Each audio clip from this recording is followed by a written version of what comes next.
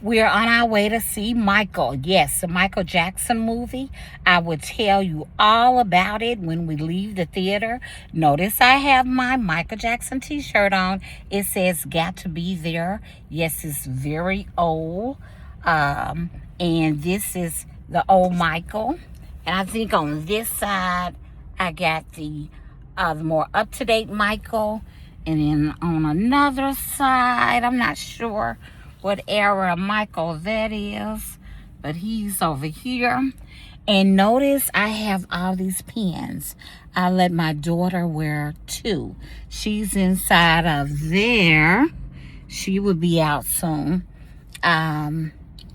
So I have this one that looks like Thriller. Then this one is Who's Bad. This one looks like Thriller too. This one says I Love MJ. This one looks like Thriller as well. This one says I Love MJ. I think I got these right after Michael passed away in 2009 at Walmart.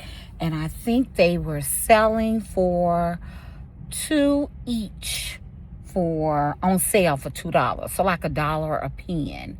So that meant I got 2, 4, 6, and she has 2, so 8. And hers are plain black and white to match her black and white striped t-shirt. She didn't realize that it didn't matter the color of your pen. Actually, your pen could be red to give it a little color. But, she wanted to be matchy-matchy. I had to have sunglasses. You cannot go to an MJ show without your sunglasses. Of course, I shampooed my hair so it'll be clean. Have on my red ring.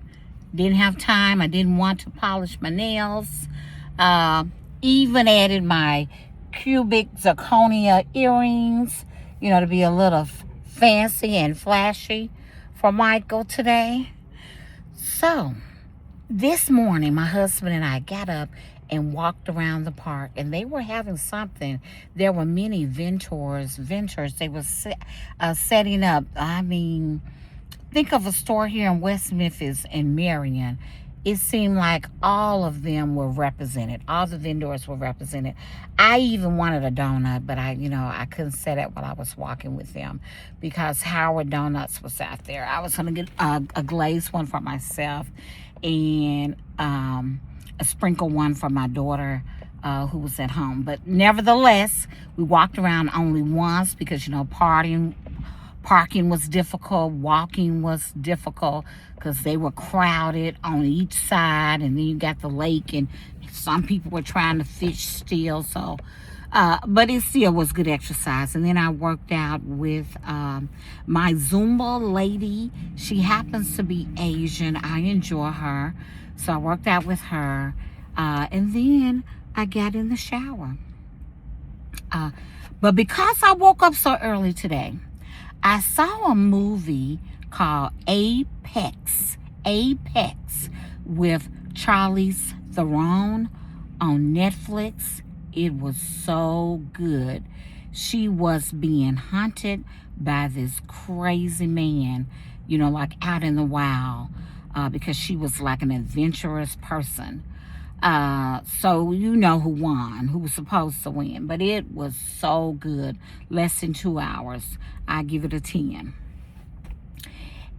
And because I was so tired, I shouldn't have been. We've been testing this week, and it hasn't been a difficult time.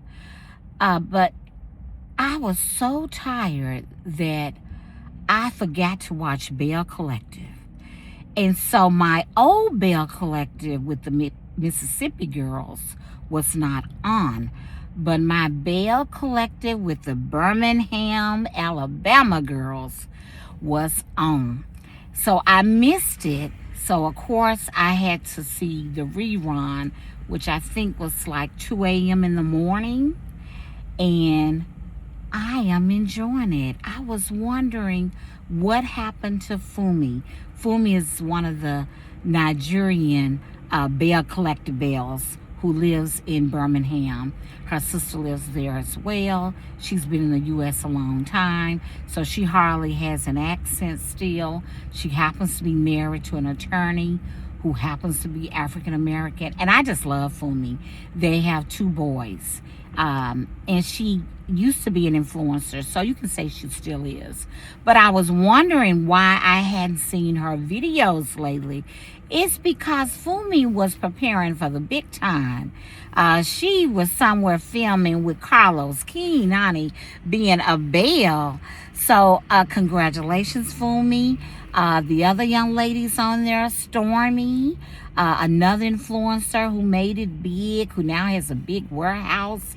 And I couldn't even tell you what she sells, but I know these 2 episodes or 3 have featured her working with Lala Anthony, putting out some kind of box with perfumes and other items. And then there's Tiffany, the religious one who's not acting so religious, who really has gotten on the bad side of Stormy and Fumi. So it looks like these Belles, I won't compare them, but I think I'm really going to enjoy them.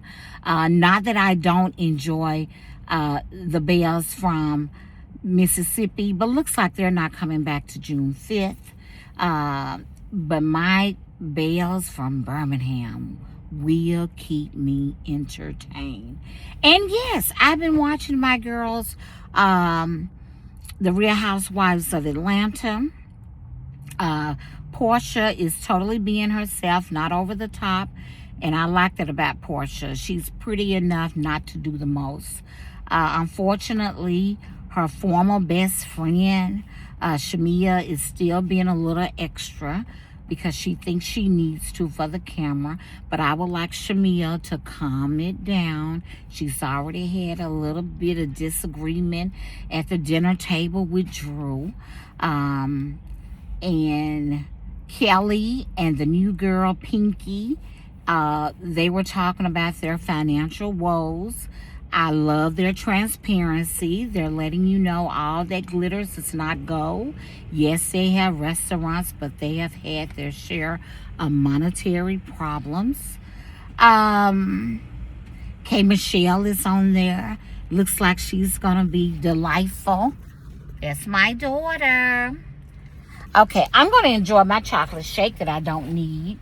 I don't know how I'm going to eat that with popcorn. Can you grab it? Oh my. Oh, goodness, Toaster. Grab it with your body. All righty.